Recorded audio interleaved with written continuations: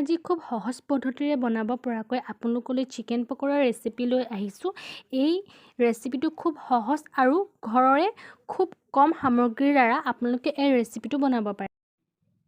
Chicken pakora ৰেচিপিৰ কাৰণে মই লৈছোঁ বনলেছ চিকেন, অৰ্থাৎ একেবাৰে হাড় নাইকিয়া ব্ৰইলাৰ মাংস।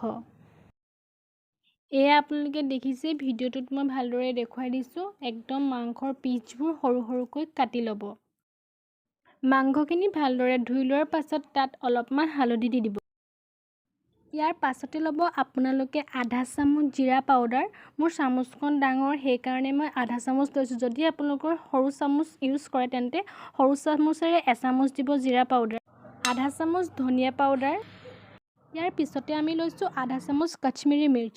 কাশ্মীৰী পাউডাৰখিনি জ্বলা নহয়, এইখিনিৰ পৰা এটা খুব ধুনীয়া কালাৰ আহে, সেয়ে আমি কালাৰৰ বাবে কাশ্মীৰী মিৰ্চ ইউজ কৰিছোঁ। নিজৰ সোৱাদ অনুসাৰে নিমখ আৰু আধা চামুচ দিব গৰম মছলা, মই যিহেতু ৰেকৰ্ড কৰিবলৈ নহ'ল। ইয়াৰ পাছতে মই এটা মিডিয়াম চাইজৰ পিঁয়াজ চপৰত কুটি লৈছোঁ আৰু ইয়াত দি ল'ম। আৰু দিব আদা ৰচুনৰ পেষ্ট। আপোনালোকে যদি কেঁচা জলকীয়া বেছি খায় তেনেহ'লে আপোনালোকে দুটামান সৰহকৈ জলকীয়া কাটি ল'ব।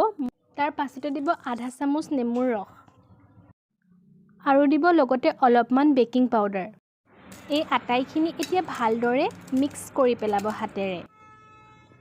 এই আটাইখিনি ভালদৰে মিহলোৱাৰ পাছত মেজাৰিং কাপে দিব আধা কাপ বেচন। আপোনালোকে চাই ল'ব আপোনালোকৰ মাংসৰ পৰিমাণটো কিমান লৈছে, আপোনালোকে তাৰ ওপৰত ভিত্তি কৰি বেচনটো দি ল'ব। বেচনখিনি দিয়াৰ পাছত আপোনালোকে ভালদৰে এইখিনি আকৌ আগৰ দৰে মিহলাই পেলাব। ইয়াৰ পাছতে আপোনালোকে অলপমান গৰম তেল ইয়াত ঢালি দিব। এয়া আপোনালোকে দেখিছে, এই আটাইখিনি খুব ধুনীয়াকৈ তৈয়াৰ হৈ গৈছে মিশ্ৰণ। এতিয়া আপোনালোকে এইখিনি আধা ঘণ্টাৰ কাৰণে ঢাকি ৰাখিব। আধা ঘণ্টাৰ পাছত দেখিছে মোৰ মিশ্ৰণখিনি একদম ধুনীয়াকৈ তৈয়াৰ হৈ গৈছে। মছলাখিনি নিজৰ নিজৰ জেগাত লাগি ধৰিছে। এতিয়া মই কেৰাহীখন গেছত পাতি দিম আৰু গেছটো একেবাৰে ল' ফ্লেমত ৰাখিম। তেলখিনি গৰম হোৱাৰ পাছত আমি এটুকুৰা এটুকুৰাকৈ চিকেনৰ পিচখিনি আমি তেলত দি দিম। তেলত চিকেনৰ পিচখিনি দিয়াৰ পাছত 3 ছেকেণ্ডলৈকে চিকেনৰ পিচখিনি লৰাই নিদিব। 3 ছেকেণ্ড হৈ যোৱাৰ পাছত চিকেনৰ পিচখিনি লৰাই দিব আৰু এয়া দেখিছে অলপো ভাঙি যোৱা নাই, ধুনীয়াকৈ চিকেনৰ পিচখিনি লৰ খাই গৈছে আৰু ইলুটি শিলুটি হৈ গৈছে।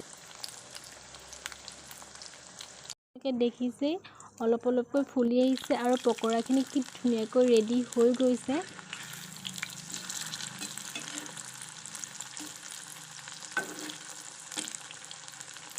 আপোনালোকে দেখিছে মোৰ চিকেন পকৰাখিনি ৰেডি হৈ গৈছে। আপোনাৰ এই সহজ পদ্ধতিৰ চিকেন পকৰাৰ ৰেচিপিটো চাই ভাল পালে তেনেহ'লে মোৰ চেনেলটো লাইক, কমেণ্ট আৰু ছাবস্ক্ৰাইব কৰিবলৈ নাপাহৰিব। লগতে ইয়াৰ ছাইডত থকা বেল আইকনটোত ক্লিক কৰি দিব। ধন্যবাদ।